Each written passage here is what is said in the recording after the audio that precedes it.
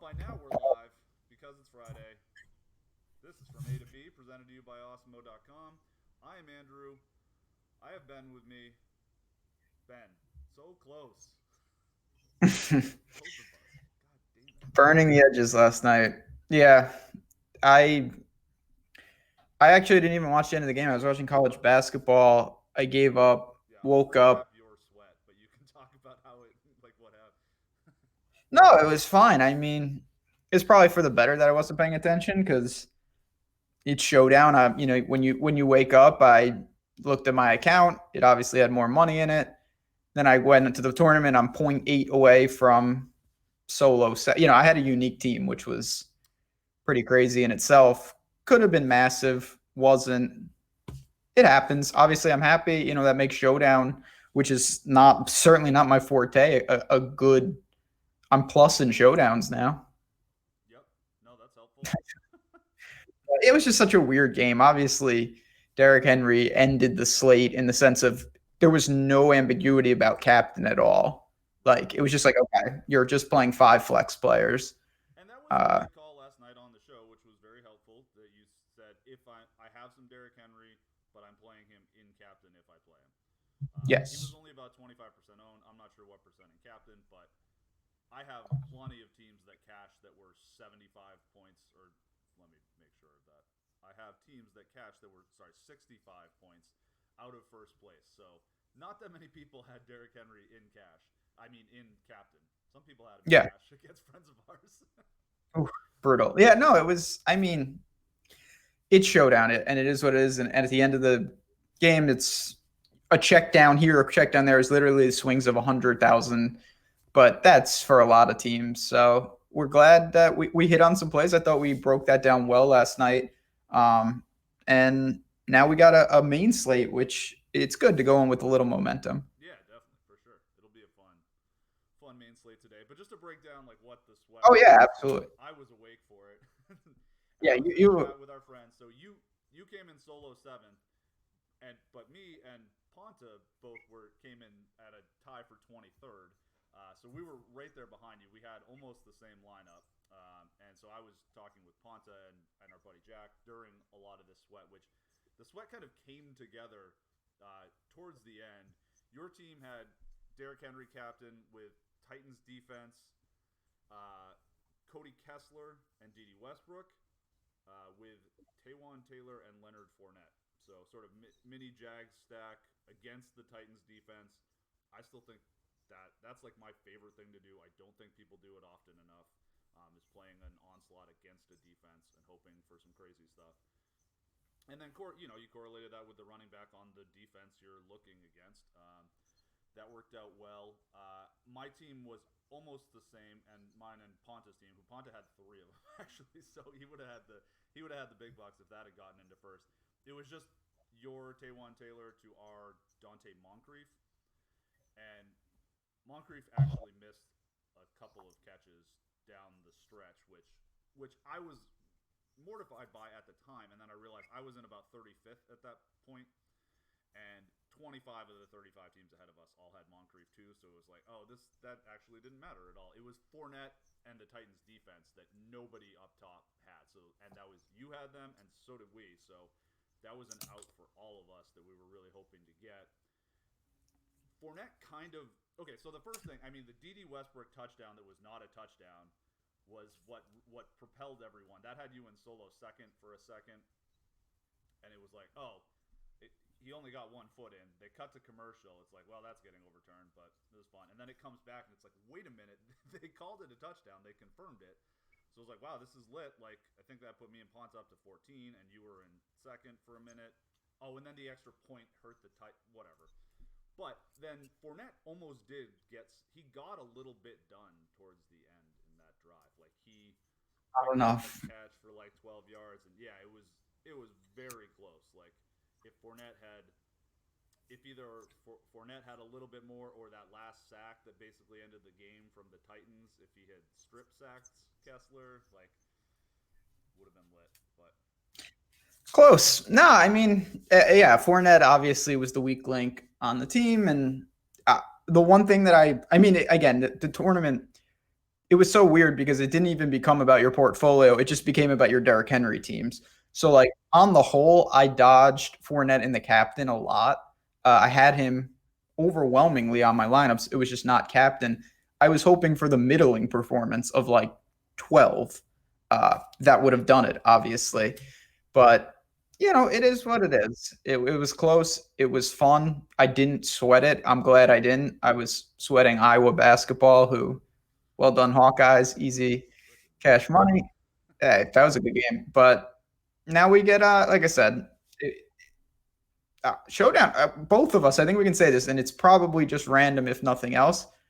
I had been awful at showdown the entire year, and I've probably 4 or 5 straight slates been either break even or positive. Like I'm on a little mini run in showdown. Yeah, I've mashed like 4 of the last 5. I had a top 10 on Sunday in Chargers Steelers, and it's just like just getting so close. It's just whatever. It's great to turn $500 into $1,000 or $1,200. I love doing that, but it's like just. Do you have Restream open? I do. No one can hear you apparently. No one can hear me. I hear him for chat. I don't know what the your volume is really low. Apparently, I hear him fine, which is weird. That's the confusing part. So just yell, break my eardrums, why don't you? We're gonna work it out on the fly, chat. Not to worry. I mean, I have no idea how to work it out, but. Oh, nice.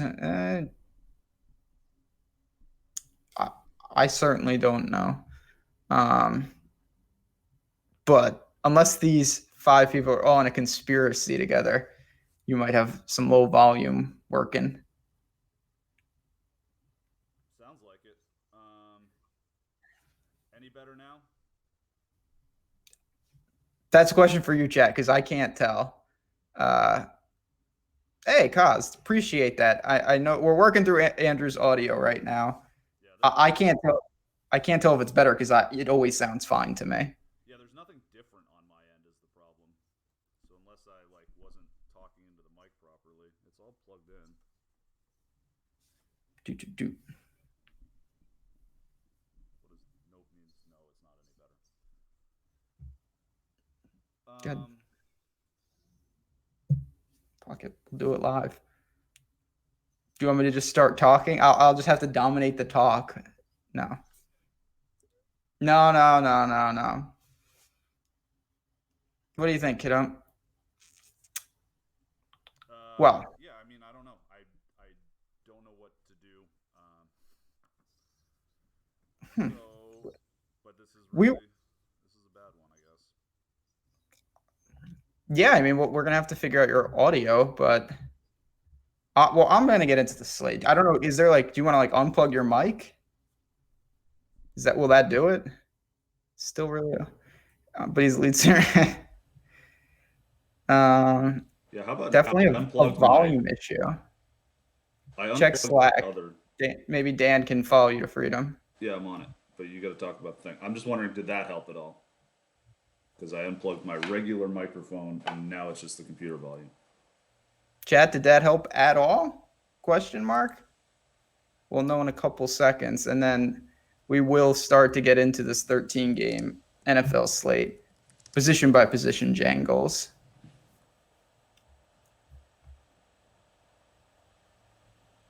He's going into the bit. Doesn't sound like he's going out to the stream.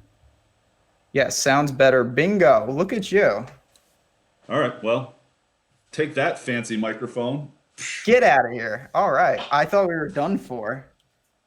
Don't call it a comeback. Anyway, before anything else goes wrong, do you want to get into this position by position? Yeah, to recap what no one could hear, we had a really good sweat in showdown last night. Came very close. Didn't quite happen. Up yours, Leonard Fournette. It was close. Yeah, appreciate. Got a couple people in Slack send me some nice messages, hoping I won. I didn't, but I was very close. So I do appreciate that. As always, we're going to lock one of these down, but it's better to, as much as showdown is fun now, I'm excited to break down a real slate with options. Buys are over. plenty of teams to choose for. 26 on the slate. Quarterbacks, here we go. Mahomes, question right off the top, just this is an interesting situation. Brutal matchup. Price drop, ownership not going to be there. I'm more interested in him this week than I normally am. In Mahomes? Yeah. Jesus, that's getting way down there. That's like that was the kind of wacky tournament play I was going to get to a little later on. But sure, yeah, I like Mahomes. I think he'll be kind of popular still. Really? Oh, see, I misread that. I thought he would be like maybe sub 10%. I mean, sure, sub 10%, but there's a million. I mean, there's not a million. There's 26 quarterbacks to pick from. So that's going to help. But people don't think. I mean, people are kind of scared of the Ravens' defense. That's what I'm. Really. You know who I think you can get, like, for what it's worth, like, and we're going to go position by position here, but I think the guy that you can get from the Chiefs low owned is going to be Spencer Ware this week. And that's a little more interesting to me. But because running back is loaded in a way that it's not usually. Running back it's weird. We're going to get, Ian just asked about Kamara. We're going to talk about, because there's 4 like mega studs up there. And then. Well, but there's also 4 totally good like mid and low range plays, which that never happens anymore. So it's really weird. But all right, I'm just gonna rattle off my quarterbacks. Honestly, I just mentioned Mahomes, but that hovering around 6K, you got Deshaun Watson and Baker. Andrew Luck is there too, and I totally get that. But for me, Deshaun Watson and Baker, I know they played last week. Not that matters. Baker's at home against the Panthers. That defense is in shambles. We saw the bad Baker last week. I think we see that offense as a whole a lot more effective. I worry a little they keep it on the ground, but I'm still there, honestly. I just have no real concerns. And then Deshaun Watson, I think we both always like to attack. Texans are playing well. And if that game shoots out, it's going to be the passing game just as much as Lamar Miller. I also really like the way the Texans offense is kind of constructed now by losing Will Fuller. Like, replacing Will Fuller with Demaryius Thomas is good for how you would attack the Indianapolis defense, which is not particularly talented, but it's just really vanilla, and they don't allow big plays, and that's the focus of what they do. So I think that, yeah, Deshaun, carving it up a little bit. I think Nuke's going to get 20 catches if he wants to. Like, they don't have like crazy players. So yeah, I like Deshaun quite a bit. I mean, the number one guy is Ben is the top projection, followed by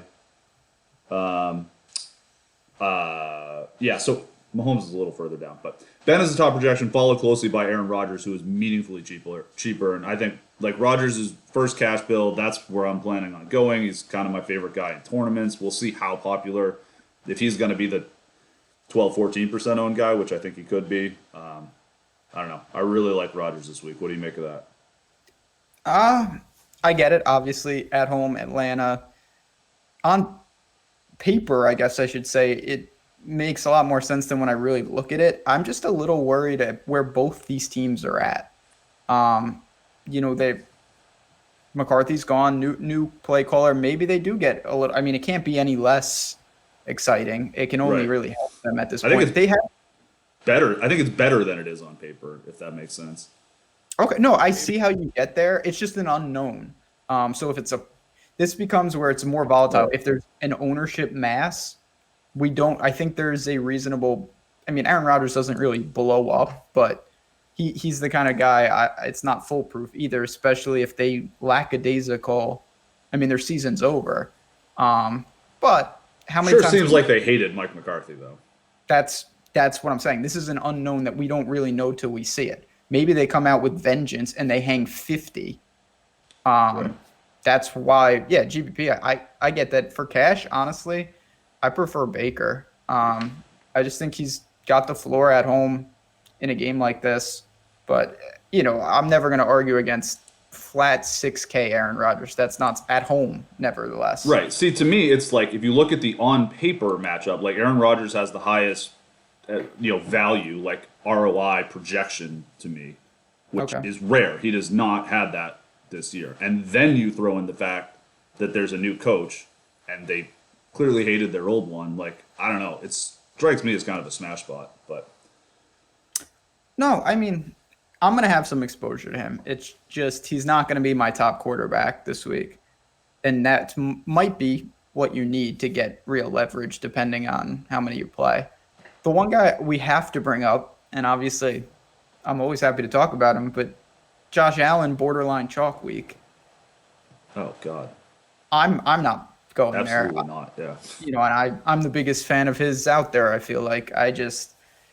We've seen him do it with his legs here, and maybe he can replicate it once again. It's a fine matchup, but I'm not that interested in doing that. You really think Josh Allen is going to be chalky?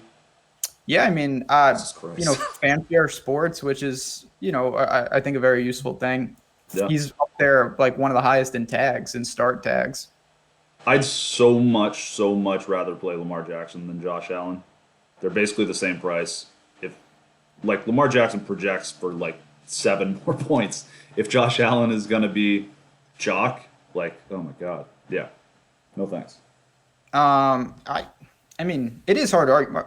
Josh Allen is running the ball at a ridiculous. Like people think Josh Allen is rushing for massive amounts. Yeah, but I still don't think I'm going to have it. I might take a flyer with him, but when you're talking about a concentrated, the times to get on him was when no one was playing him. That's made it hard. I like this. We got two. We're disagreeing more this week already. I like it. So let's put Rodgers versus Baker on the board. Okay. No problem. I mean, I will happily take Lamar Jackson over Josh Allen. Yeah, boy. I would even. I mean, if you are leading Lamar, it sounds like you're not really into Lamar Jackson, right? No, I have no interest in him. Okay, great. So then it's fine. I was gonna say I will lay points if you need. Yeah, I knew you would, but no, I'll. It's not that I don't like Josh Allen. We're not at the stage where it's like, oh, this guy, his floor is as low as you're gonna find for any of the quarterbacks. So I'm not messing around there. We do have some chatter about Mark Sanchez. Are you even remotely considering that? Yeah, $4,000, dude, for a quarterback. Like, I don't know. I put him at 6 yards per target, which is like disastrously like not NFL caliber player stuff, and he's still projecting for like 17 points, and at $4,000, that's totally fine. Like, I don't love it because I don't love the weapons with it. Like, it's one of those things where I don't love the floor is a little scary for cash, and I don't know who you pair him with for tournaments, so I don't know if I'm going to have a ton, but in a vacuum, it does make sense. Whew. I mean, we've talked almost every week on the show, so apologies if you watch and you hear me say it every week. Even though quarterback is flat, he's actually in his own price range, and that makes it a little more pertinent. Some of the weeks we've had a punt like that, and it's like, well, I'd rather pay $200 more for Matt Ryan or Deshaun Watson. Yeah. When you play Mark Sanchez, you can build differently than any other quarterback. He's $2,000 away from the real quarterbacks. That's what I'm saying. That's a difference in total lineups construction. Will it work? I have no idea. I think he's, of course, very live to get you like 6 points and you're just toast. But he got like 4.5 points against the Eagles last week. This is not a challenge like that, This is the Giants. The Eagles are still a really good defense, especially for a guy like Mark Sanchez, who's not, for like the elite cornerbacks, they can carve up the Eagles because the Eagles secondary is really bad. But quarterbacks with bad offenses that need time to like let stuff develop, the Eagles are still brutal against that because they get after the quarterback very well. Don't disagree with any of that. I'll counter it though, that he came in literally already with a preloaded game script. And I know everyone's joking about Mark Sanchez. It's a 3.5 point spread, and I would take the points with the Redskins. I think they're in this game. And if they are, I think we could see his half line from the Eagles actually be his full game line, where he has 20-ish attempts, especially if they control it. That's what I'm worried about. If they get down, I'm with you. I don't know if they do, though. Yeah, that's fair. But, when you're taking him, you kind of know what you're in for. Yeah. It's not an aggressive stand I'll take. I don't really love the pairings, but, you can go with, there are guys, out there. There's Crowder, Vernon Davis. They're all really cheap, and then you can start getting into like, oh, I want to play Zeke and Christian McCaffrey or whatever. Like you can do stuff like that. We got a couple more, and then we can get on. But Chad asked real quick, Jameis. Yeah, I don't mind Jameis. I mean, I don't love it, but I don't. There are other guys in better spots, but I think he's totally fine. Yeah, I'm kind of in the same. He's at home. Saints defense is playing a lot better, but even when Jameis struggles, he racks up fantasy points. And then Carson Wentz, he's cheap. He's $100 cheaper than Josh Allen. Okay. Oof. No. Oh, we know. I forgot who I'm talking to. Just the hater of all haters. Yeah. No, I have realistic expectations of Carson Wentz. He deserves to be $100 less than Josh Allen. Well, I agree with that, but for a different reason. That's obviously a much better real life quarterback than Josh Allen. Carson Wentz is totally fine. But no, I'm not really interested in him for fantasy. Me neither. That's just a drag it out game. In Dallas, I think the Eagles compete, but that defense we saw against the Saints, it's a very, very good unit. Yeah. And we haven't even got, there's 3 more like real plays that, I would certainly take over him. I mean, we didn't really talk about Ben, who's 6,800, home run splits, blah, blah, blah. They might just absolutely kill him. But I think it's a decent leverage spot because Samuels is going to be probably the chalkiest running back. So it's still a really bad Raiders defense. Like, Ben could do some things. Oh, yeah. I mean, he's the kind of guy who could throw for 450 yards. But we can, I get that. I kind of want to, it's a decent transition to running back, specifically with Samuels. We still haven't even talked about the best quarterback playing. Who? The best Phil Rivers against a decrepit Cincinnati team. I don't like super him at expensive. all. You like him? Yeah. Oh, I don't see that at all. Only in the sense that Cincinnati, they run the ball a ton, they grind it down. The Chargers should be in control. I just don't know how the upside is. We are on very different pages this week because you're just being a fish out here, man. I don't get it. Like, I prefer Luck, Winston, Rodgers, almost everyone right below him. Deshaun Watson, obviously. Yeah. Phil's like my 5th favorite quarterback to play, probably, but I'm just saying he deserves a mention. There's a lot of guys on this slate. He's awesome. Ceiling-wise, I worry a little about where that's at in this game. Yeah, they could certainly throttle him, but if he puts up anywhere close to normal volume, he has a ridiculously soft matchup. All right. But I do prefer Rodgers, Deshaun, Roethlisberger, and Winston, I think. Yeah, I was going to say real quick, we don't normally do this, but we named a lot of quarterbacks. You want to just do like a quick, if you could only play 3, who would it be? Rodgers, Watson. The third one's tough. Rodgers and Watson are clearly ahead for me right now. And then like Jameis, Ben, Phil, all very close. And then I really like the idea of Luck as a tournament play. He's a guy. See, Luck's my 3rd. Yeah, I like that. For me, it would be Baker, Watson, and Luck. And I know they're all in the same exact range. But that's where I'm going to be concentrating, to be honest. Baker's not in that right. Oh, you mean price-wise? Yeah. Oh, yeah. Just in price. I'm with you in life. But I mean a fantasy projection too, for what it's worth. But okay.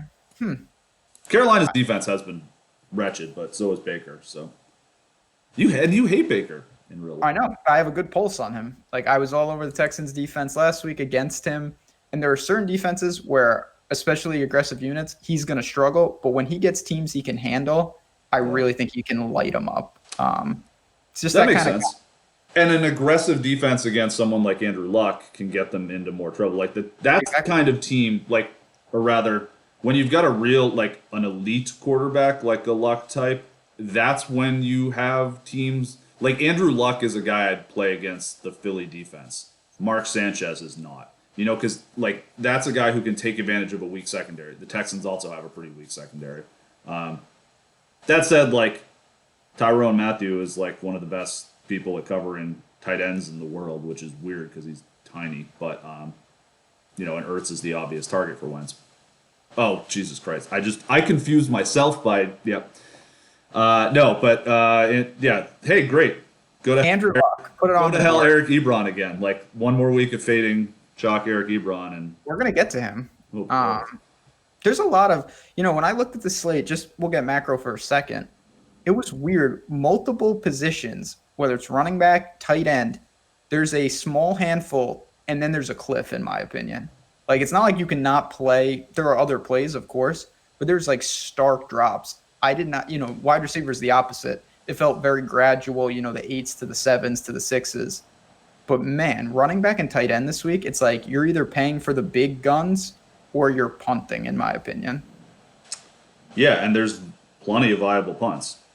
Oh, yeah, there's a ton. It's going to create an interesting lineup construction because it's like, all right, how many of the big running backs do I want? And then do I have enough money to go get Travis Kelce? So that, I don't know. That just struck me as interesting.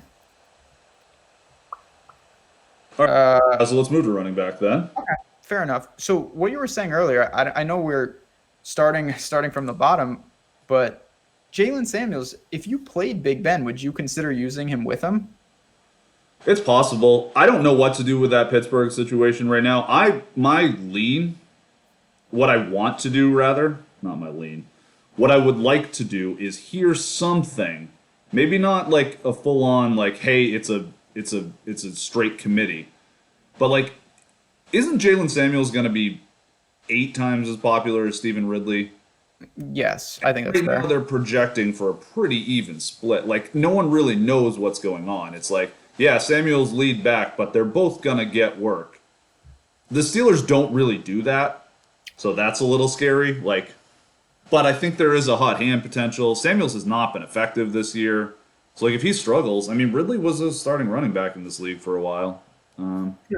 I mean, I get it for the ownership stand. The thing about Jalen Samuels that I like, and I think most people are going to like, in the passing game, he's got the clear advantage. Mm-hmm. Like, he may share carries with Ridley, but passing work is going to be, I mean, he has the better assets there. But it's Oakland. It is Oakland. If they kill him, like, do they need to pass to the running backs ever? I mean, it's the Steelers, though. They kind of integrate that within their game. To an extent. I don't know. I mean, your guess is as good as mine. And, like, if they are on the goal line, who's getting that work? Samuels or Ridley? I don't think no, we zero know. idea. Yeah, I think Samuels probably gets first crack at it, but I'm just saying, like, if he doesn't play well, there's a really good chance. I mean, I think they could beat Oakland just by physically mauling them. They have a huge offensive line. Just like go in there and jam it down their throats with Stephen Ridley. I just think that's a really interesting leverage play. I think there's 2 leverage plays for attacking the freaking Steelers offense, I think you can go Ben in the aerial attack, and then I think you can go Stephen Ridley, with like the Pittsburgh defense. And I think that most people are going to play Jalen Samuels this week. So I'd venture to say that there will be a fair amount of Samuels with Big Ben and one of the receivers. Yeah. You're not going to do that with Ridley, though. So I totally get where you're coming from there.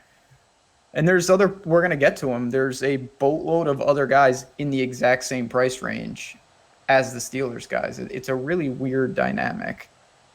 But up top, Christian McCaffrey, Saquon, Zeke, and Kamara. After that, you've got the cliff where, because Gordon and Connor are out, then it's Aaron Jones. So, like, of the big 4, what do you think? Obviously, they're all in play, but do you have a preference? Yeah, McCaffrey and Zeke are pretty clear, clearly ahead in the projections of the other 2. Saquon's closer, but wait, who was the 4th one you said? Kamara. Oh, yeah. I mean, Kamara's a distant 4th there just because of the workload split, but are we going to get 2% owned? I mean, I was going to bring him up as crazy tournament play. Is Kamara totally going to get lost? I mean, man, we are, we talked before the show, but we did not flesh out any of this. No, we haven't talked like main slate at all, so we're getting not at all. Takes on this.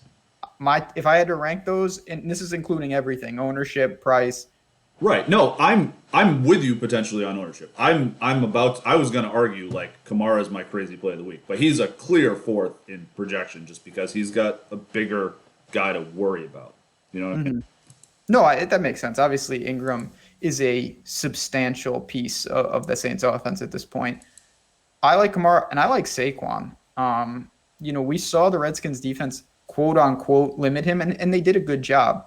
And we saw him get the 10 targets. And that's the thing with the Giants. In those matchups, it's a weird dynamic. If they're really in control, Saquon finds the end zone, it feels like 5 times. If they're not, it seems like he's live for 10, 15 targets. So I'll take the savings. Christian McCaffrey is amazing, but 9,300 and he was 40% in the Millie last week. Not going to be that this week, but my God, is he carrying heavy ownership? Yeah, he is, but he's also carrying a heavy workload. Huge workload. I think I hedge it with cash personally. Yeah. So you're playing Baker and McCaffrey in cash? Right now, yeah. You're in trouble if the Browns show up, though. Like if they just, if it becomes Nick Chubb game and they belong. Well, McCaffrey's got to come from behind game script situation, but that's a little scary. And I'm not married to. I know I'm going to have a lot of Baker in cash, though. There's a real chance that I deviate from that portion of it. I'm not overly worried. Yeah, you're going to play Aaron Rodgers like that. No, that's not happening. It would be Deshaun. Come on in, buddy. The water's warm over here. No chance. Kamara, yeah, I think that's. Yes. Talk to me about Zeke. I have no real feel. Obviously, workload, I get it. That's just a Eagles defense. You don't worry a little bit just about tough matchup, tough game. I do. I certainly do. But Dallas is a putridly slow team that just gives the ball to Zeke half of their plays anyway. I mean, Philadelphia is very hard to just like straight run it at. But it's been happening a little bit lately. And Zeke is playing very well. He just, I don't know. It's just a workload thing. But he, projection-wise, shows up. I would say that maybe with someone like Zeke, he might be more of your cash guy. I think his range of outcomes is smaller because I don't think he's going to, he's not going to break a 99-yard touchdown. He's not going to break the longest touchdown run of all time like Derrick Henry did last night. But I think that he's pretty. I also don't think he scores. I don't think there's any way he has the Leonard Fournette game from last night either, unless he gets hurt. No, I get he's that. safe for 22 points. I don't think he's going to score more than 32. Whereas McCaffrey, Kamara, Saquon, all like that would not be shocking to see any of them get into the 40s. They've all done it this year. Multiple times. And I get it with McCaffrey. I see chat, and it's true. He's game script proof. It's just 9,300 and massive ownership. The way I look at that is it adjusts what I consider a bust. It's not like, I think McCaffrey's just going to have an awful game. He's going to get you 7. No, but if he gets you 23 or 25, there's a real chance that's a detriment. But is he going to be the overwhelming chalk? I think so. Okay. My answer to that is yes. I think he's significantly higher owned than these other guys. If that's the case, and listen, I've been saying this all year. You've been saying this all year. This is something we can agree on. This is something we can agree on has hurt us, but it's one of those like, all right, if the $9,300 guy is massive chalk, you know how hard it is for that guy to hurt you? Like he literally has to score 40 points. And McCaffrey's been doing that. And so is Kamara, and because we did that with Kamara a couple times at the beginning of the year. I think who was the other one? Oh, I did it with Gurley a couple weeks where it's just like, Jesus Christ, he's $10,000. Like he can't kill you at that price tag. No, it's just, and it's not like I said. I'm not going to have no McCaffrey. Like that's just not happening. I think that's crazy. But you have 3 other legitimate top tier running backs, all for cheaper and probably less ownership. I will take that. And let's not forget, like, I think I'm leaning towards what you are saying, where I play, like, McCaffrey is he projects very well. There's value out there, so I will probably just do it in cash. But in tournaments, if he becomes the overwhelming chalk, I mean, let's not forget, a third of these guys' games this year, he scored, like, he has 4 of his 13, or, well, they had a bye, too, so they've probably played 12 games, right? So 4 of his 12 games, 1/3 of his games, he has scored between 13 and 17 points. He's not a lock to absolutely smash. So None of them are. I know it seems like they all get there all the time, but they don't. Like, don't. you know, Kamara at a time was a lock for 40 until he wasn't. it's like in golf when it's like, oh my god, this was so shocking that X missed a cut. It's like, it's really not. They all miss cuts all the time. But yeah, and look what Kamara's been doing lately. That's what I'm saying. It changes very fast. So it is what it is. You did bring up a good point, though, in the sense everybody, if they want, can get value. Like, there's so much value out there. You're going to be able to take it's not like you can only take one of these guys. People are going to build with 2. And I get First that. build I'm just like sort of first optimals. I haven't even really built yet, but first optimals obviously come preloaded with Aaron Rodgers, and then McCaffrey and Zeke are both showing up in the optimals. So, all right. Well, working down, for me, the mid range is a pretty big wasteland. To be honest, I don't like a ton. Did anything stand out to you in the Chubb, David Johnson? I like Chubb, Johnson, and Jones fine. I mean, I think they're fine plays, but I'm not making it a priority to get any of them into my lineups this week, especially Philip Lindsay. You know, his ownership was up there last week. What, you're in? I haven't played that guy yet. I'm not going to start doing it now. Okay. Oh, I thought you were going to say you were jumping on. I was actually kind of surprised. No. You don't like Aaron Jones against the whole, Atlanta and all the pass catching you can possibly catch. Aaron Jones is my favorite of this range, but we're on different wavelengths with Green Bay. Do I think they win that game? Yeah, and I think they honestly probably cover, but it's still a situation. I'm not exactly sure where the offense is going to be. So he's another one. He almost feels like a fringe cash play. Okay. Does that make sense? I mean, it's just like I'd be stunned if he had a horrible game, but is he dropping 30? I think it's pretty clear in cash that you play 2 of the mega studs and 1 of the mega cheap guys. So I wouldn't consider it in cash. Okay, I see what you're saying. But I don't know. I'm interested to see who you want to play in cash in terms of the cheapies, because it's not Ridley, obviously. No, it's Samuel. Okay. Or the Wilson guy from San Francisco that I've never heard of before. Yeah. Yeah, I didn't know that guy existed till he existed. Yeah, I did a big projection update this morning and was looking through and like, oh, that guy's. I need to put him into the system for him to get a projection. Thoughts on? I got 2 guys here. First one's Mark Ingram. If you don't want to play Kamara, take the savings, get exposure to that Bucs defense. Yeah, I don't know. We'll see what happens. I am interested. I want to see our ownership projections in-house are not out yet. When they are, I'm really interested to see what the Kamara Ingram thing is. Because I think people do remember that Kamara hung 40 on the Saints on the Bucs in week 1, but the Saints also got beaten in that game by ridiculous Fitzpatrick. That was a crazy game. No one's playing Survivor anymore because they all lost in week 1. It's true. Yeah, I don't mind Ingram. I like him. Someone had asked about Chris Thompson. I like Ingram more than Chris Thompson. I just can't get on board with too many Redskins, maybe any Redskins, to be honest. The entire offensive line is in shambles. Yeah. So that's same for the Cardinals, which does scare me. Like, David Johnson's projecting well. He's showing up in some of my crunches, but I'm probably going to have to manually downgrade that a little bit. Yeah, I have 3 or whatever.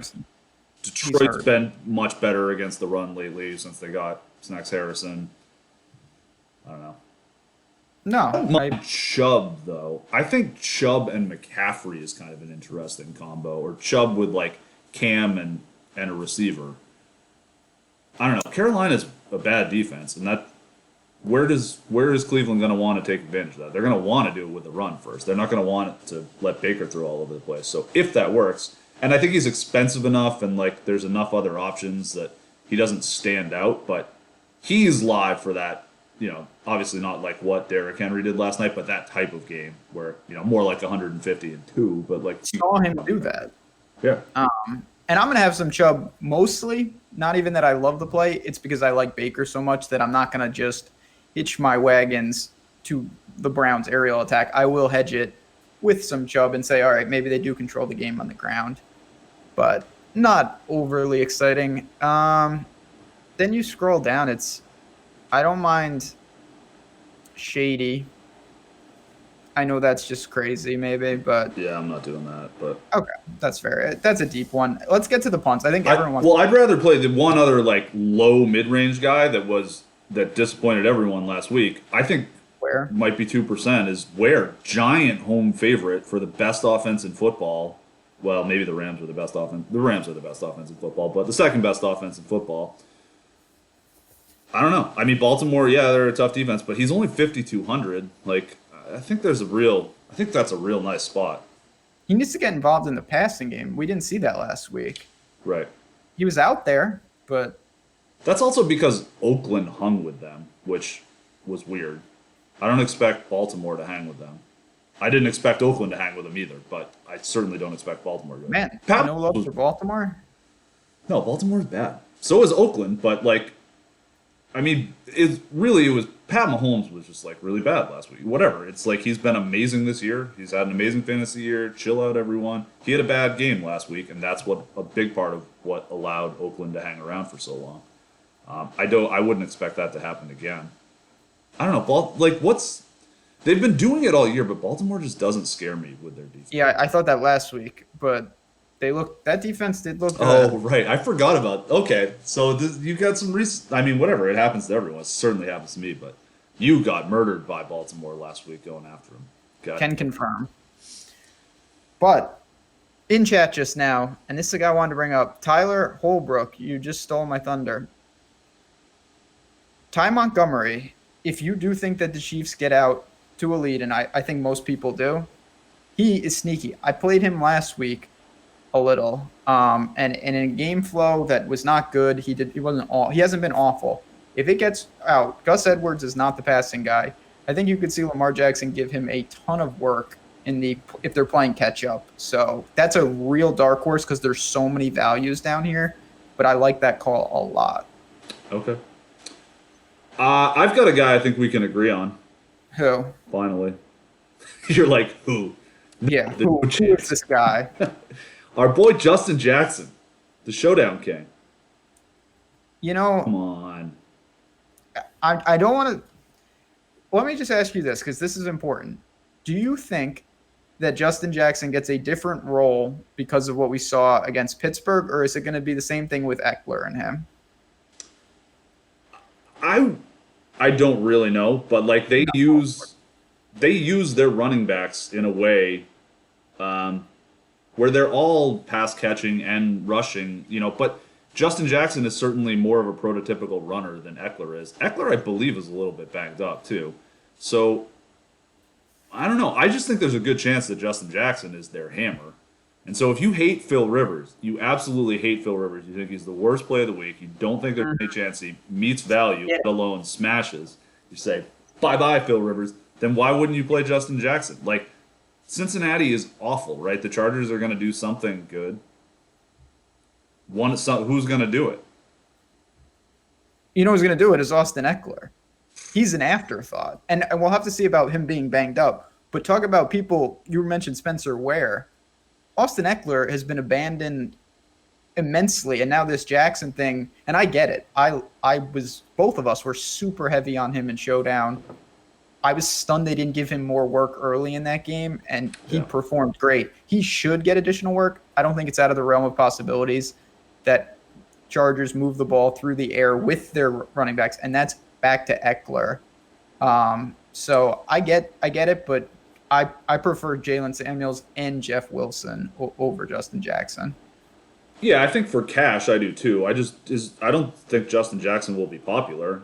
Oh, I see. We got to look at ownership. I thought he would be somewhat popular. Okay.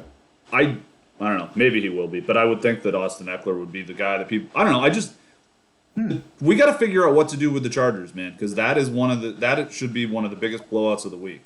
They should put up a ton of points. They're all projecting really well for me. So yeah, I love Keenan Allen. If not, he's the best wide receiver play on the board. Not close, but if you're, I I don't know. I just don't know what we're expecting to have happen here. I think the Chargers could score 37, 38 points and just beat the bag out of them, in which case somebody's getting some serious work done. So maybe we'll see if the ownership falls, but like if none of the Chargers are picking up ownership other than Keenan Allen, who I think will be popular just because that projection is hard to argue with, and I think it's going to look similar for most people. Who do you think's more popular, Eckler or Jackson? I would guess Eckler. See, I would have guessed Jackson. Okay. And that to me is important. Yeah, if it's Eckler, then I totally get what you're saying.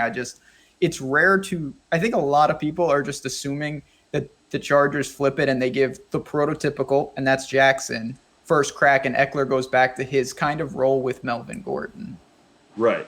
That's what I was hoping would happen, and I don't think that's the public narrative, but maybe I'm wrong. What have you heard? You were on Mayo's show. What was he saying? He's got his finger on the pulse of what the people like. He was not super high on Jackson as well. We talked about this, and we mentioned Eckler kind of as an afterthought. He was like me, Jalen Samuels. I think for cash, we're all there. Yeah. And then in tournaments, he's going to be clearly the highest owned of these guys. But I get it. He's in a very, very good spot. Not someone it's a plug and play because there's plenty of risk. You talked about this. We don't know the roles. But, man, I think it would be crazy to not have him in your player pool. Yeah, it just look what happened to Spencer Ware last week. Like that stuff happens.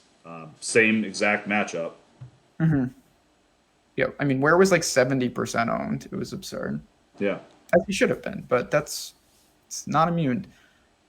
All right. Yeah, and Jay Wilson, I think, will be fine. I'm probably not going to have much of him, to be honest, because I think I go too expensive and then Samuels in cash.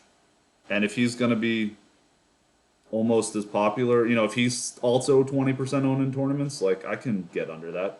Denver's still a pretty good defense. San Francisco doesn't have a good offensive line. Mm-hmm. Denver's gotten messed up by the run a couple times, but it's been by giant offensive lines, and that's not really what San Francisco's all about. Yeah, I don't have a huge opinion on that guy. I think if you want to use him, I get it. It's not super important to me this week, though. Right. Yeah, I think he's just not. Yeah, exactly. Not that. He's just a play, standard play. All right, you want to go to receivers? Yeah, a lot of running back talk. Okay, at the top of receiver, you got Keenan Allen, who I think is the top projection for me too. Whatever. Keenan Allen, I think, is the clear top play. I think you can get to him in cash, 7,400 against a destroyed Cincinnati team. And then I think the other two sort of optimal-ish guys are Sutton and Golladay, right?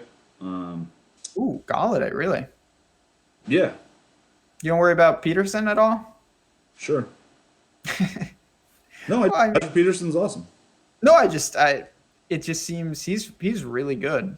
With Stafford, he's the one guy I worry about. Just has the feelings of what we've seen a little with Golladay, where he just puts up a very dull number. Yeah, but isn't he going to get 11 targets? That's more. I don't care who the cornerback is if you're getting that, but I know what you're saying. Yeah, Patrick Peterson is definitely one of the scariest guys out there, but it just comes and goes. And they've all been neutered a little bit this year. Jalen Ramsey, he was someone that people wouldn't touch. And Peterson, I do think, is the number one, don't even go there guy usually, but I don't know. The Golladay has not had a huge price increase, and he's getting all the volume. Detroit's passing attack just sucks because there's nobody left, but that's what I worry about. It's we can talk about this for a lot of guys. It's inefficient targets, or at what point does that make it worth it? Because Stafford's gonna have easier places to go with the ball. There's no doubt about that. But he's their only real weapon, honestly. Do you worry about that with Sutton at all? That he's their only real weapon? Yeah. I mean, to an extent, I don't think we've seen this a couple of times with him when Demaryius Thomas, but now they're running out of guys. He's cheaper, which makes it a lot easier. Different price range. it's also the Niners. So I think there's concern with that. It's not as much Galladay. I'm a lot more worried about, to be honest, though. Okay. Like Sutton. I agree with you because I think I mean Sherman's had a good year, but Sherman plays sides, so they can put him wherever they want. But there is a possibility. I don't think that they would make Sutton the sacrificial lamb. You know what I mean? Because a lot of the time teams will do that and just throw whoever at Sherman and be like, "Good luck, take him down, buddy," and then just work the other side of the field. I don't see them making Sutton be that guy. So no, neither do I. All right. Well, unlike running back and tight end, there's a multitude of. It's not like there's 4 guys. There's like 10 legitimate top end guys on the receiving docket. I'll probably try to save a little. I'm with you with Keenan Allen. DeAndre Hopkins is obviously the natural pairing with Watson. No problem starting with him. And if you have a preference up top, it's hard to blame anyone for going to the ABs or Jujus of the world. Yeah, they for me are a little bit thinner just because of the price for the most part. Okay. I like Adams and Hopkins more also because Rodgers and Watson are my 2 favorite quarterbacks. So those are my big spends. I think Hopkins is a great matchup to score a tough matchup for Indianapolis. I just think what they do, they're not going to they don't want bombs down the field, but that's not really what Watson and Hopkins do together. He's just catching the 12-yard pass after 12-yard pass after, and Indy's not going to be able to stop that, I don't think. No, he's great. He's so good. It's wild. Yeah, it's wild how good he is because he's not particularly athletic, but he's just got like the crazy, crazy catch radius. It's phenomenal to watch. Well, going back just real quick to Sutton, do you have an inkling on if you would use him in cash? Yeah, I plan to right now. Same. He's 4,500 and like the unquestioned number 1 guy, so it's kind of hard not to. Yeah, I like him this week. I mean, depending on where ownership is, I know we have to use that caveat. I'm going to try to get over. I'm not going to leverage my whole portfolio to do it, but if I can get over with, a healthy amount, I will try to. Okay, yeah. I mean, I'd be pretty surprised if he's not one of the top 5 owned guys, right? I think I agree with that, yeah. Because the news, like Sanders, it's at an awkward time. I do think that makes a difference. Like, everyone heard that on a lone day, and now it's like, oh, Cortland, like no one had built yet, and now it's like Cortland Sutton is mispriced, and he is.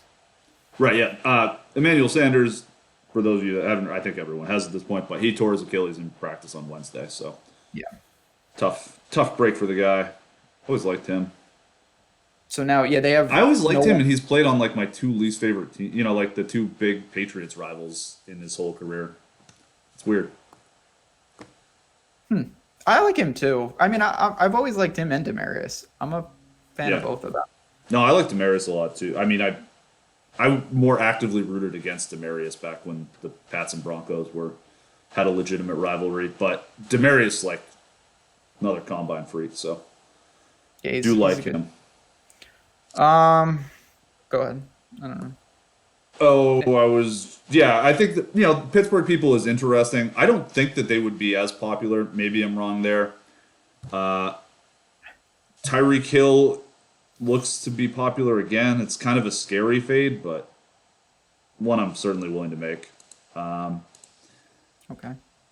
I don't hate it's just because there's only 2 guys, but like Bruce Ellington's popping too because he's 3,800. I think he's pretty safe for, 9 targets and catching 6 for 60. I don't know that he's gonna, he's not a break one to the house guy, but it's interesting in a couple of senses. One, you can punt other positions, so like you may not need him. 2, you're right. The ceiling seems a little limited, but man, I think he gets a target boost. Especially, I'm a little more worried about Galladay's targets than you. I think like Ellington should be one of the guys that benefits if Patrick Peterson truly causes Stafford to look elsewhere. So 3,800, I think it's a pretty good play. Yeah. There's not that much down there either. No, there's really not. Yeah, I don't mind it either. I mean, there's like there's the Tampa Bay guy. That's not that low, but in the sort of high fours, there's a few guys. The Tampa Bay guys again. Deshaun Jackson is out. Zay Jones. He's in the 4s. I don't do that. He's going to have some ownership. Yeah, because he caught a couple touchdowns last week. No, he really is, because people are going to pair Josh Allen with him. Yeah. I can't get there. I just can't do it. I'm with you. I may have a stab or two, but not a serious guy in my lineups. Golden Tate interests you at all? I think you were we have a thread and we talk all the time. I think you were the one who said to me the other day, Golden Tate on Showdown, he scored immediately, and you were like, I wish we could have taken advantage of this on a main slate. Yep. I don't mind him, but man, it would have been a lot better if he didn't have that solid game. I think that's the way they want to attack Dallas, though. Like, I feel more comfortable with him over Alshon, and even Ertz is obviously a fine play, but he's not at the top of my tight end board. No, nor mine. Do you think that Amari Cooper is going to get popular because everyone knows the Eagles are so bad in the secondary? I absolutely think so. T.Y. Hilton's in that range. No problem with him. But Amari Cooper, I get it. The thing, we saw him on Thanksgiving explode. But I'm more on the Eagles side of that game. I think the Eagles win that game. So I probably come underweight on Amari, even though I get the logic for the play. Yeah, the Eagles are tough. You know what they're having this year? They've replaced the Chargers in chargering. Like, they're a good, really good team. They've played well, and they've choked away a lot of shit. Like, I don't think Dak is the kind. They're a really good team. I think. Well, we're gonna find out. This is a huge game. Say what? This is a huge game. They're gonna find out. Like, they got to win this game if they want to win that division. Mm-hmm. Yeah, I don't know. I'm with you. I think the Eagles are certainly a better team to me. I think they should be favored. Cooper, whatever. Yeah. If Dak gets some time to throw, like, Cooper certainly can roast some of those corners, but I don't know. I trust the Phillies front seven quite a bit, so. Okay. Couple more, and then we move on. Dante Pettis? No. Yeah, he's coming off of huge games, but honestly, the Niners as a whole, to me, are somewhat inflated. That was a ridiculous garbage time effort. Mullins had 400 yards. Pettis had a couple touchdowns. That Jeff Wilson guy was all over the field. I may take a stab of a couple of these guys, but I think on the whole, that's a pretty ugly game to target. Mm-hmm. Interested in rouletting with any of the Chargers' cheap wide receivers? Not Williams and Benjamin. Well, first of all, I think we need to see what's up with Tyrell Williams, because Benjamin and him, I don't think can coexist, to be honest. Right. So I don't. For me, I'd be much more apt to. I do like Baker. Jarvis Landry, of course, is I guess still the main target, but I would take a stab with like Antonio Callaway, someone like that who's just such a deep burner. You can always go there if you're paying that quarterback. So I don't think I'll have room for the Chargers secondary receivers. Okay. Yeah, I don't really either, but they might be 1%ers. I like Rivers, and I don't know. This is going to be what I spend my weekend figuring out, is this whole, because we're basically, I think you were kind of saying people don't like, it's only Keenan Allen that people like from the Chargers. I think that's crazy. They're going to score a lot of points. So I'm going to try to find out where those are coming from, especially since it sounds like no one is on them, which seems. I think people aren't going to be on them. Besides Keenan Allen, he's going to be massively owned. Right. Cool. All right. Yeah, that about does it for me. Tight end. So same story as running back. You've got Travis Kelce, Zach Ertz, Ebron, who's questionable, and George Kittle. And then I guess you could throw Jared Cook, but the Raiders are tough to really bank on, even though they did produce last week. I'm going to try to pay up here, and there's enough value I think you can. Zach Ertz, not my favorite. Kelce, probably my favorite, but those guys, they just command so many targets. We have to see what's up with Ebron and even Kittle. I didn't see as many punts this week, so my plan is to stay up there as much as possible. Yeah, I like Kittle the most of those guys, I think, just because he's a little bit cheaper. Kelsey is right there for me, but I think he'll be 3 times as popular, right? Not that I want to watch. San Francisco Denver is such an ugly game too. Like So ugly. and like the uniform color, like orange and red don't look good together on a screen. You know, like the Chiefs and Broncos. Don't hate on orange. That's my favorite color. I like orange a lot. I don't hate red, but orange and red don't go together well. Think about how ugly visually Chiefs and Broncos games always are. See, I kind of like that, but me. Yeah, you've Like horrible I choices. thought the uniforms last night were horrendous. I could not remember what color Jacksonville was for some reason. Yeah, that was weird to see the giant dude in white, 84, and it's like, oh, that's Keelan Cole, not Corey Davis. So confusing. Do you have? I mean, I Go got a ahead. favorite play. What? What were you gonna say? I want to hear this. I think, and I hate this. I've done the. Listen, this is another guy I've lost too much money on this week, but Mr. Ricardo Seals Jones, Christian Kirk's done. Like those targets have to go somewhere. He's $2,700. Detroit does not inspire much fear, right? We're afraid of David Johnson because it's hard to just run the ball at him. He's the air yards darling. I don't think he'll be popular because people have been going back and back and back, and it keeps failing. Not going to be popular. Interesting. To tell you the truth, Matt Lacoste is right there, and he goose egged last week. We talk about targets up for grabs. He has to get work. It's just not possible that he doesn't get work here with no Sanders. If anyone punts, I think that's where they go. Ricky Seals-Jones. I'm going to have some just because of this. I forgot Kirk was. It's going to create a vacuum, and It's why in my projections, like, and if you run mine in Cruncher right now, you're going to get too much David Johnson, Larry Fitzgerald, and Ricky Seals-Jones because it's just like where's it going to go? It's not all going to go to whatever Britton Golden or whoever the 11th wide receiver on the Cardinals is these days. It's not That guy Britton Golden.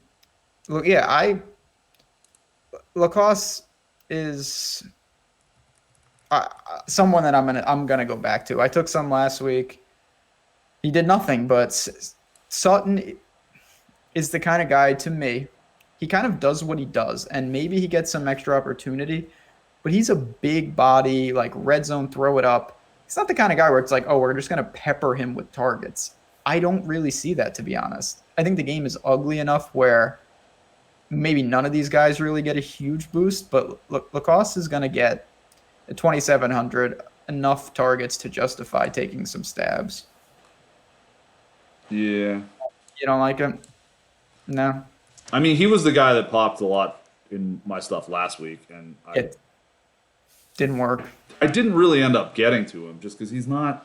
I don't think he's a big pass guy. And then like just the Jeff Hireman thing that was happening all year. It's like, okay, he might get you 6-7 points. Ricky Seals-Jones is actually like a big deal. Like he was a big deal, like receiver. You know, like he was an athlete. Like he's a Yes, in college he has a did not pedigree. play tight end, really. Yeah, Like him and Evan Ingram style, like they were like Evan I Ingram's see. a lot faster, and Ricky Seals-Jones is a lot taller. I Big. think, but yeah, Okay. No, you're obviously right. I'm in tournaments, I get that, but I think that Lacoste definitely has a higher floor if you're punting. If you're punting in cash, which I'm going to try right. not We've to seen we've seen the that very stable Matt Lacoste floor of 0 last do. week. But we know that's his floor. Like we've got that established. Now it's time to build. He's not going to go out there and get you -6. He can't fumble. Well, he could, but we do have to talk about Gronk, though. I see Chad mentioning him. I've been trying. I really have. He's playing like 100% of snaps, and it's just not working. He's the one Patriot that I feel pretty comfortable with in terms of I know what I'm getting. It's a dice roll in tournaments. I don't mind going to Gronk once again. I don't either. I don't think the 130 yards and 3 touchdowns upside is there with him anymore. I think that's gone. But at 4,800, 5 for 70 and a touchdown's awesome. So it's an opportunity cost. You're going to use Gronk as direct leverage against someone like Travis Kelce, most likely. So if you think that Kelce in particular, who's going to carry massive ownership, has a middling game, the incentive to go to someone like Gronk goes up exponentially. Right. If that's what I'm saying. If Kelce has what he did last week kind of game, like Gronk can't do that anymore. Like Kelce's the best tight end in the league now. It's not longer Gronk. To take it back a little, like what I was saying with McCaffrey is he could have a huge game, but Kamara could just have a nuclear game. And it's like, oh, I got there with accident. If Kelce does what he does, Gronk is not – it's not going to be one of those. So you have to directly leverage it in the sense of pure points, not, oh, he can just do that too. Right. And which is also, I don't know how popular it'll be. Probably not very, just because people haven't seen it. But I also don't think Gronk's really a slate breaker anymore. So he's not a scary guy to fade either. If you don't like Gronk, I have no problem. I don't – Kelce, I'm terrified to not have any of. So I will have some. I'm probably going to try to cancel the field on that. Gronk, whatever. I get it. I'm in line. See, we've come back together at tight end. This is we both. No, we're friendly now that we're talking about the really shitty position. Yeah, we both have agreed that Matt Lacoste's floor is now 0. That's what we have established during this show. Real quick, before we get to defense, and we, as always, appreciate chat. It's been awesome today. If you could hit the like button real quick, we would love that. We are doing 24 Days Christmas giveaway. What that means is every day, if you comment, not in chat, but below the video after it ends, you are eligible. Right, you have to do it after it ends. It's not there yet. Sorry. Yeah, so after the video ends, if you comment, and what we want today is the highest scoring team. Who do you think will put up the most points this week in NFL? So just drop that in there. You'll be eligible to win an NFL membership for the rest of the year. You'll also be in the drawing for a full membership at the end of the thing, but we're pulling one daily. So all you got to do is like the video, subscribe, and after it, drop in what team you think, and you're in a free roll. So there's always that. We appreciate everyone, especially during the holidays. Definitely. Thank you very much. Ian Lindquist brings up a good point about, Christian McCaffrey doesn't share, Kamara does. That's why, like I was saying at the top of the show, McCaffrey definitely beats Kamara in projection by quite a bit. But Kamara is certainly capable of scoring 40 points with 15 touches. So if for some reason Kamara is half the ownership of McCaffrey, which I think is definitely in the cards, if not less than half of the ownership. Yeah. I think it's totally reasonable to go there because the range of outcomes, the ceiling stuff, Kamara's ceiling is just as high as McCaffrey's. And McCaffrey doesn't have the greatest. McCaffrey has a higher floor than Kamara now, but not it's not that much higher. Zeke's floor is better than all of them in my opinion. Right. Yep. So what about Zeke's tightest range of outcomes in that? Zeke and C-Mac are the top 2 projected running backs, and I think Zeke's range of outcomes is significantly smaller than McCaffrey's. I'm more afraid of a 14-point McCaffrey game if I decided to play 60% in tournaments.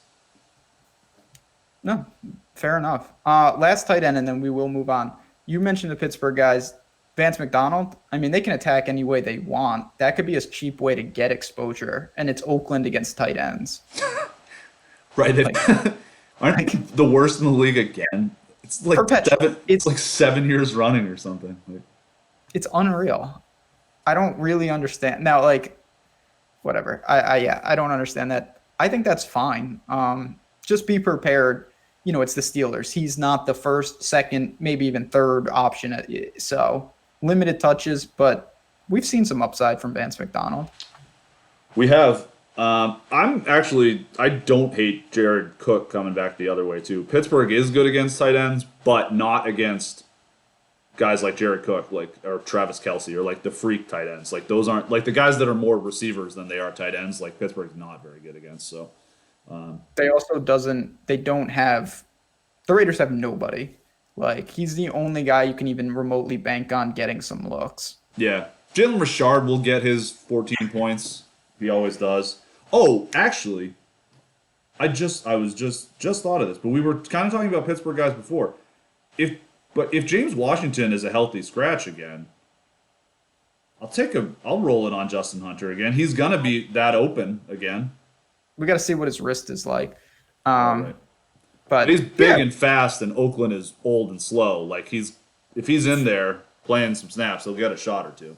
From what I did hear, and I read something the other day, I'm almost certain that James Washington is now coming back. Like, he was a healthy scratch. They sat him down. They said he looked great in practice. I think he's back. Whatever, then play him. I don't give a shit. Like, it's a 3K wide receiver probably. Yeah. I'm sure both of them are. That'll be less than 1% owned, and will get a bomb or two thrown at them. It's not insane. Matthew Ramos, I'm glad to hear that. Good stuff last night with Derrick Henry, for sure. Very close to making us all a lot of money. So I really thought I had it. Not at any point. When I woke up, I realized that I could have used that 250. Ooh, be playing the heavy hitter on Sunday. Anyway, defense? What do you got? Why don't you lead off with defense? Okay, I will. You know, it's funny. I've been ripping on the Chargers. I like the Chargers defense. I think if you have the money, they're going to cause a lot of problems. If Driscoll has to play from behind, it's going to be ugly. Bosa being back, they're just a different unit now. But there is plenty of teams up and down. If you want to save, you can go, I have no problem attacking someone like even the Chiefs defense against Lamar Jackson, 2,300. Sneaky for me, Redskins defense. Nobody's going to do that. At home against the Giants. Yeah, they are. Really? Yep. So out of those two, do you think the Redskins will have more ownership than the Chiefs? I don't know about that, but they'll have some. It's at home against freaking Eli. People will do that. Eli's playing a little better, though. Yeah, I agree. I don't love them. There are other cheap defenses I like better, but I like that Chiefs call, though. Yeah. I mean, in Arrowhead, they're one of the teams. I know I have, like many, a sickness. I try to play the home defense all the time. But Arrowhead is one where the Chiefs at home is a big deal. They play much better there. Yep. I kind of like Arizona. Good defense at home against a really beat-up Detroit team. Mm-hmm. I don't mind ya boys, the New York Jets, against ya boy, Josh Allen. I mean, it's on the road. It's a little tougher, but it's a competent defense, and Josh Allen can be awful. So can't argue with any of that. Good point from chat. Green Bay, if it's freezing, I don't know what the weather is. I think it's just going to be standard cold, but I'm sure the Falcons aren't exactly thrilled to be going up to Lambeau. Yeah, Falcons are not cold weather birds. I have no idea if that's true or not. But yeah, the Packers are. Sounds right. How's your ornithology? Actually, you do like weird animals. You've just never seen one in the flesh. Yeah, I like to Google, like Quetzals. Cool animal if you haven't Googled them. I don't have them flying around the house. Like, it's not I don't do that. Quetzals can fly? I have it on good authority. Or maybe they can't. What do I know? What about hyraxes? Can those fly? No, not a bird, but or do you like I honestly didn't even know Quetzal was. Quetzal sounds like You don't know what a Quetzal is? No, it just sounds like another like ferret looking thing. No. I picture a ferret with raccoon eyes. I think I'm thinking of like a Disney cartoon character, but that's what I think of. I'm just butchering a lot of things right now, but I'm pretty sure that the Quetzal is the currency of Guatemala. It's a Central America country. So, chat, if I don't know why anyone would really be pertinent on that, but if you know, I think the Quetzal. Stick to sports. Stick to sports. Anyway.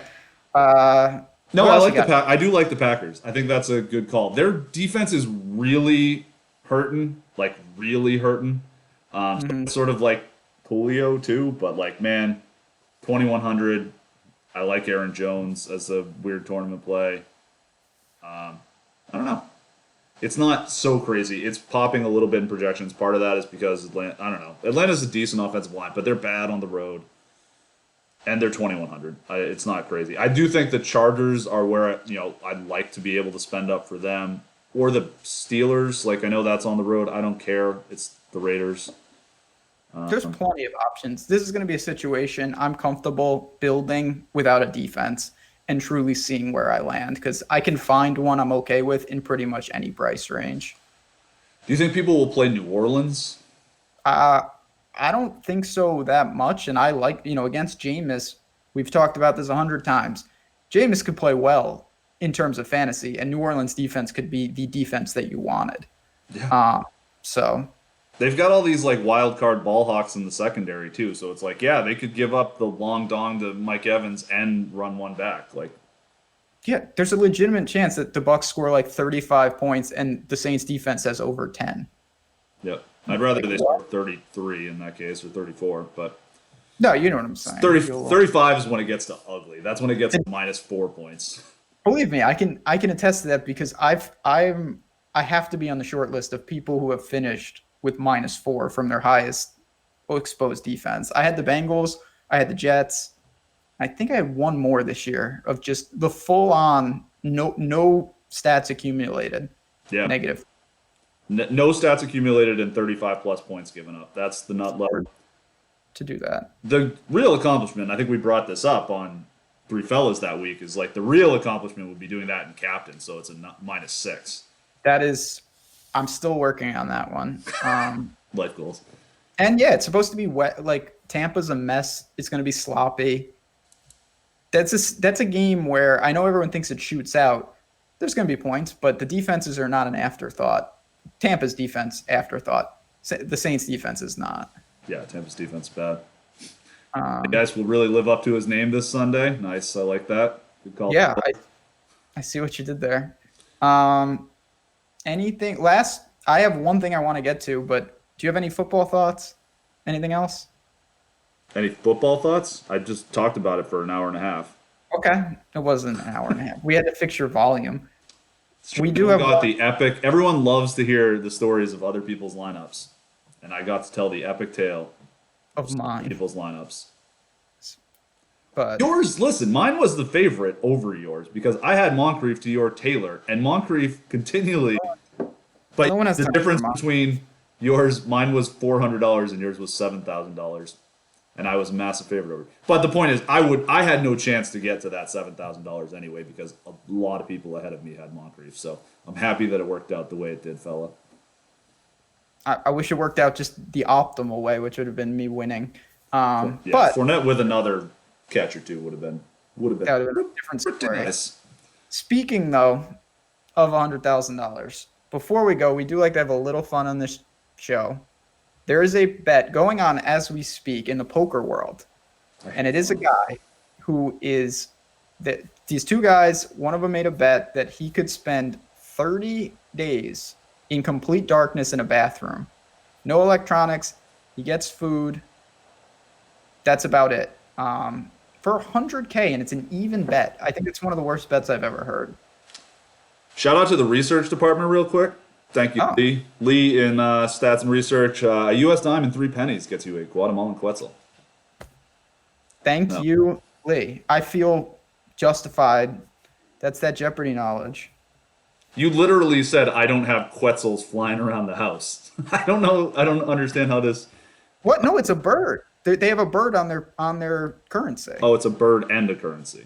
Yes. Okay. I know it's a bird. I knew it was a currency, though. I thought you were like, oh my God, I screwed this up. It's actually... No. It's definitely a bird.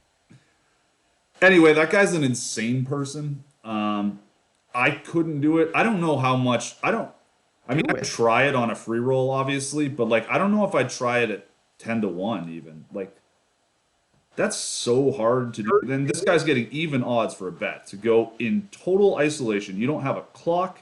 You don't have a computer. You just have food and a bathroom, and it's totally dark. You have no idea what time it is, and I think that's where it gets really troubling. Yeah, from what I saw on tweets, he's like borderline halfway through, but it's got to get exponentially harder.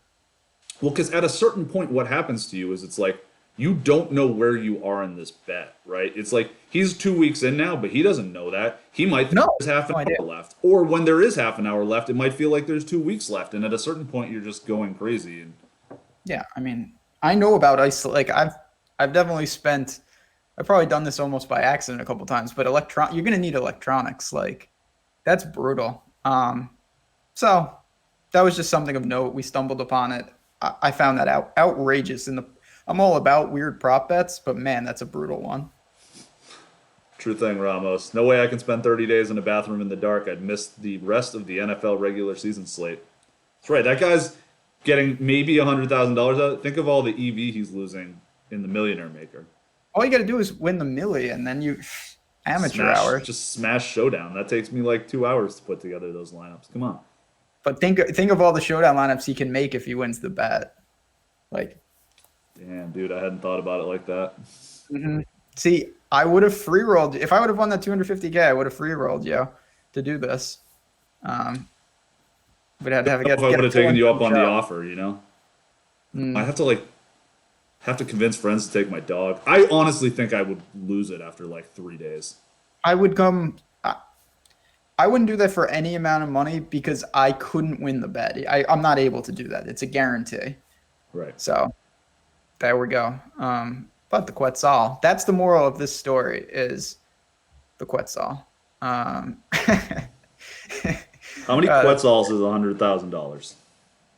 No. Oh, yeah, that's a good. Tampa Bay, what planet are you from? Not overlooked, but the game itself is going to be weird.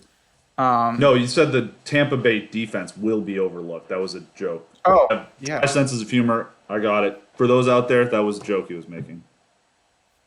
Yeah, don't do that. Anything else? This was a fun show to cap off the week. It was. Yeah, it's been a fun week of doing stuff. I hope that finally happens for somebody. You catch me Sunday mornings, Lofty, me. Sorry. We'll have updated thoughts. There are some injuries. You know, T.Y. Hilton and a bunch of guys are still questionable. You can find us Hilton's there. Playing. Yeah, he's going to play. News always, especially at this time of the year, there's more news. It takes a pseudo basketball feel where there's going to be some adjustments from even Friday to Sunday. So find us in Slack, find us on Twitter. We really do appreciate everyone watching. It makes the show so much more fun when chat's engaged. And yeah, I'm excited. Yeah, absolutely. It'll be a good time. Thanks, everyone, for checking along. Dan, thanks for the troubleshooting help. Appreciate you, buddy. Congrats on the new minivan, by the way. That thing is Dan, so swaggy. Talking to Dan. He's not watching anymore. But yeah, thanks everyone for listening, and check Ben out on Sunday, and we will see you all soon.